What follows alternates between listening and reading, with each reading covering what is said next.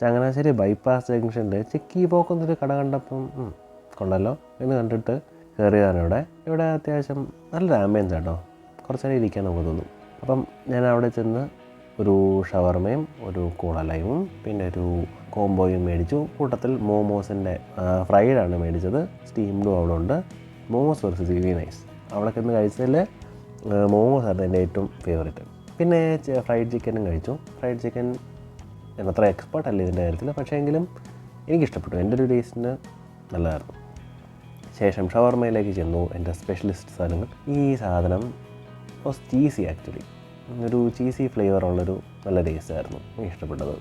അങ്ങനെ ഒരു ചീസി കുറച്ച് ആവശ്യത്തിന് സ്പൈസി ആയിട്ടുള്ളൊരു ഷവർമ എൻജോയ് ചെയ്തതിന് ശേഷം കോള ലൈമിലേക്ക് എത്തി.